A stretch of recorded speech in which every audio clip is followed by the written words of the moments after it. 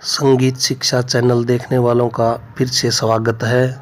आज का हमारा टॉपिक है लोक संगीत का विकास, यानी कि लोक संगीत का विकास कैसे और कब और क्यों हुआ। तो आइए जानिए लोक संगीत का विकास। लोक संगीत का विकास मानव के सांस्कृतिक विकास के साथ हुआ है। जैसे जैसे संस्कृति जटिल होती गई वैसे वैसे लोक संगीत की जटिलता भी बढ़ती गई।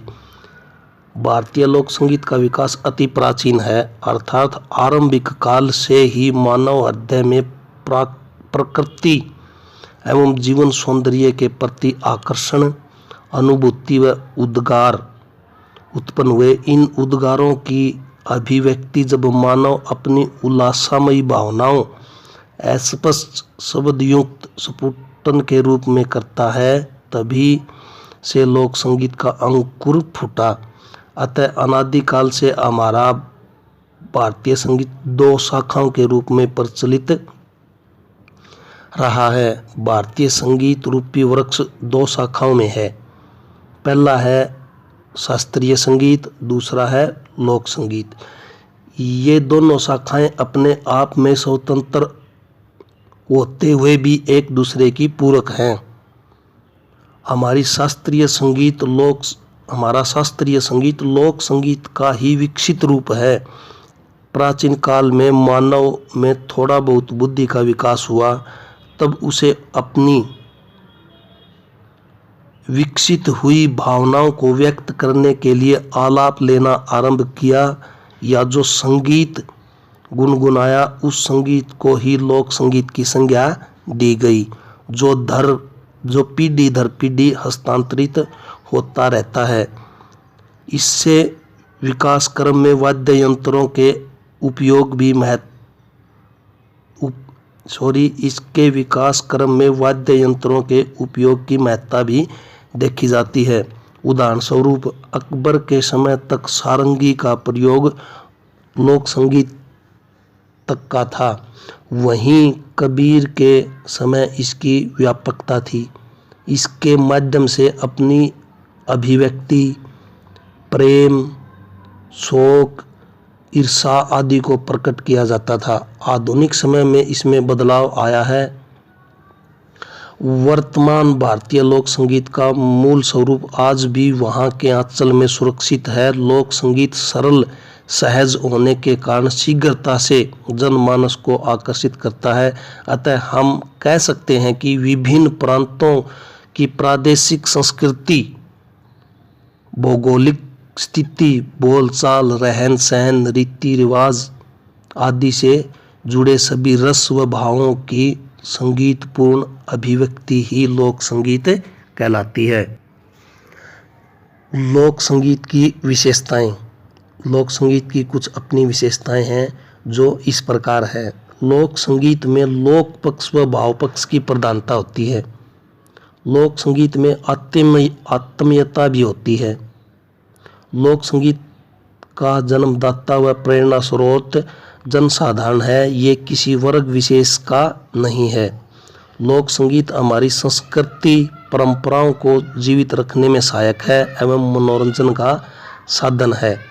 लोक संगीत में भाव पक्षों की प्रधानता के कारण यह कभी पुराना नहीं होता। लोक संगीत में शास्त्रीय संगीत के नियमों जैसी बाध्यता नहीं है। लोक संगीत साधारणतः 4-5 स्वरों के आधार पर भी गाया बजाया जा सकता है। लोक संगीत प्रत्येक प्रदेश, विशेष संस्कृति, व्यक्ति समाज के सुख दुख का प्रतिबिंब होता है। लोक संगीत में जितना स्वर का महत्व होता है उतना ही शब्द तथा भाव का भी महत्व होता है। लोक संगीत में पारंपरिक धुनों से युक्त पदावलियों का प्रयोग होता है। लोक संगीत में प्रयुक्त होने वाले अनेक प्रचलित धुनों में सरलता, मधुरमय, भावात्मक आदि गुणों का समावेश पाया जाता है। लोक संगीत का वर्गीकरण।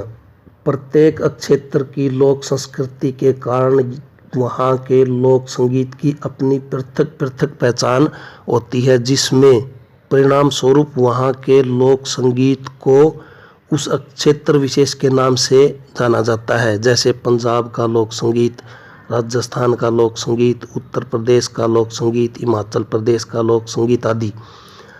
इसके प्रदेश के लोक संगीत के अंतर्गत संगीत की तीनों विधाओं गायन, वादन एवं नृत्य का समावेश होता है, जिनका सामूहिक रूप से या अलग अलग प्रस्तुतिकरण किया जा सकता है।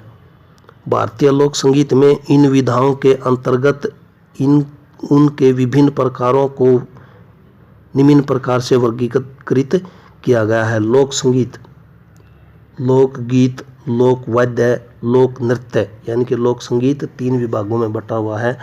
लोक गीत, लोक वाद्य और लोक नृत्य। लोक गीत के अंदर आता है प्रकृति संबंधी, पारिवारिक संबंधी, धार्मिक संबंधी विविध विषय लोकगीत।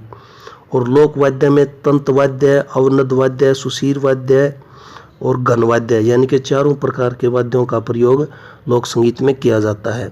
इसी तरह लोक नृत्य क्षेत्र पर आधारित, जाति पर आधारित, व्यवसायिक पर आधारित, पर्व व धर्म संबंधी नृत्य। तो ये था लोक संगीत का विकास, लोक संगीत की विशेषताएं और लोक संगीत का वर्गीकरण। आपको मेरा प्रयास कैसा लगा आप कमेंट में अवश्य बताएं। आपकी जो राय है वो मेरे तक ज़रूर पहुंचाएं। आपको कैसा लगा? आपको अगर ये वीडियो अच्छी लगी हो तो प्लीज़ आपको चैनल सब्सक्राइब करने में कोई आपका पैसा नहीं लगता, ना ही आपका कोई समय ख़राब होता। तो आज की क्लास में